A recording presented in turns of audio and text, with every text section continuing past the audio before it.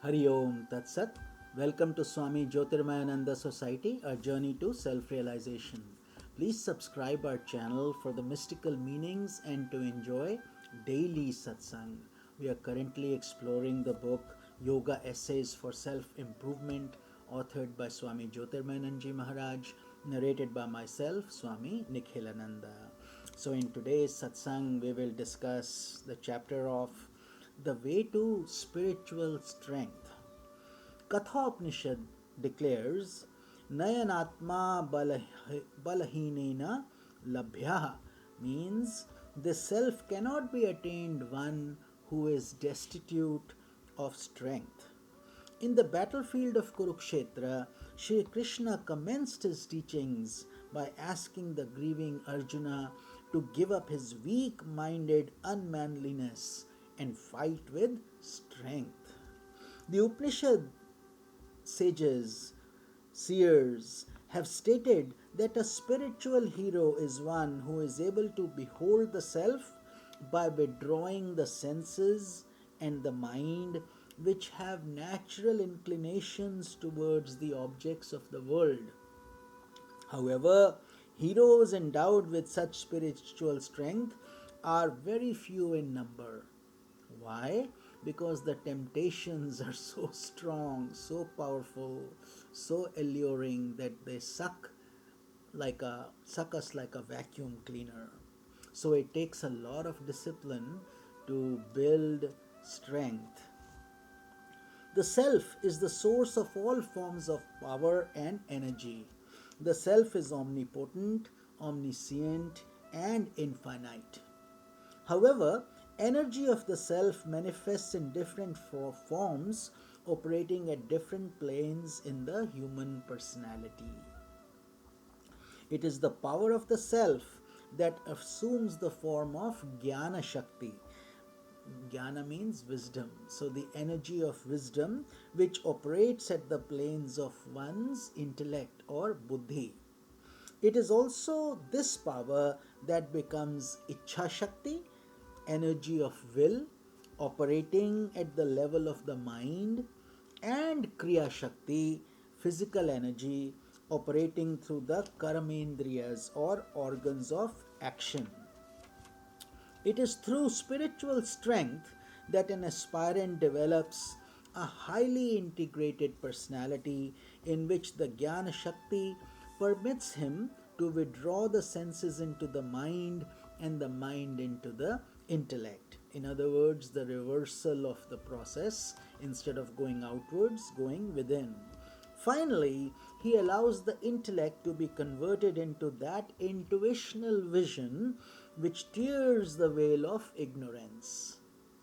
Therefore, of all forms of energy, this energy of knowledge and wisdom is the highest, for it destroys the very root of all creations. This is the one where the curtain is removed and you actually get to witness the self, and at that stage, it is known as pragya, or we get enlightened. Every expression of power, whether of body or mind, is insignificant if it does not cultivate the power of the spirit. The purpose of all energy and strength is to attain the self wherein the quest for power is supremely fulfilled. The human mind admires expressions of strength and power. Some admire physical strength, some mental strength, and some intellectual strength. However, men of spiritual strength, such as Buddha, Jesus, Krishna, and all saints and sages, are remembered, admired, and praised for all times. One may perform wondrous feats of physical strength or even exhibit amazing intellectual capacity, but if one cannot restrain his senses and control his agitated thoughts, sentiments, and passions, he is not a spiritual hero but a coward. He cannot attain self realization. Therefore, this is not an optional activity, it is a must, a mandatory activity. Control of senses, practicing it. These are effective methods of developing spiritual strength. some guidelines: good association, that is satsanga, study the wisdom of the Upanishads, the Gita, and other elevating scriptures. Live in association with those who are spiritually enlightened and elevated. Avoid evil associations. Very important. Satsanga is also known as one of the gatekeepers to the palace of liberation. Second, positive thinking. As you think, so you become. You draw thoughts about the Akashic or etheric plane according to the state of your mind. If your mind is depressed, you draw negative thoughts and become burdened by them. If your mind is cheerful and inspired, you draw positive and uplifting thoughts. Cultivate the art of positive thinking. Understand the power of thought. You shape your body, your circumstances, and your destiny on the basis of your thoughts. Thoughts of anger, hatred, greed, and violence are destructive in nature. But thoughts of understanding, goodwill, love, and joy are powerfully constructive. Be vigilant in your thinking. Another thing to do: meditation. Meditation is the most effective technique of communing with the inner self and is the boundless source of strength and energy. According to Raja Yoga, you may meditate on any object, thought, or idea. No restrictions. If you meditate as a bhakti yogi following the path of devotion, you may meditate upon your Ishta Devata or deity or the divinity according to your religious concept. If you are a follower of Jnana Yoga, you must train your intellect by the study of scriptures. With a subtle intellect, you pursue the inquiry into who am I, bringing the realization that you are different from the body, mind, senses, and intellect, and identical with the divine self. Next is japa and prayer. Repeat your Ishta mantra, the mantra with which you were initiated into from your guru, or any mantra of your choice with feeling and devotion if you don't have a guru yet. Because if you are sincere, the divine energy will send you to the right spot and your right connection with the proper teacher. Mantra is the key to an abundance of spiritual power. Mantra. Man means mind, tra means to control. So when we chant the mantra, the mind comes under control. Prayer also enables you to draw spiritual strength from the divine being within. God resides in you.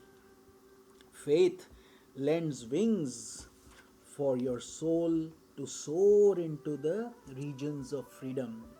Surrender draws divine grace. Surrender is known as Sharanagati, when we give ourselves completely to the higher powers. So develop devotion, pray fervently, repeat mantra wholeheartedly, surrender to God completely, and you will be filled with spiritual strength. Finally, good actions. Perform actions that promote happiness and harmony in the world. Help others if you can. Smile often. Little things that make your day cheerful and happy, and as well as making others happy. Perform acts of charity, generosity, compassion, and goodness. The highest form of service is to remove ignorance by disseminating the teachings of yoga. Develop the spirit of serving God by serving mankind. Serve with love and devotion and dedication. Serve with Atma Bhava, meaning the feeling that all is the self. You see yourself in everyone. As your mind is purified, you will discover the sweet streams of devotion surging within. You will find that strength which is asserted by the mind on the basis of pride, egoism, selfishness, greed, and subtle worldly desires is degrading to a spiritual aspirant. You will no longer tolerate them as you purify yourself. These, in fact, are expressions of cowardice instead. Humility, patience, endurance, mental poise, detachment from the objects of the senses, a discriminating intellect, and surrender to God. These are all expressions of true spiritual strength. So we must strive to attain real strength and emerge as a spiritual hero.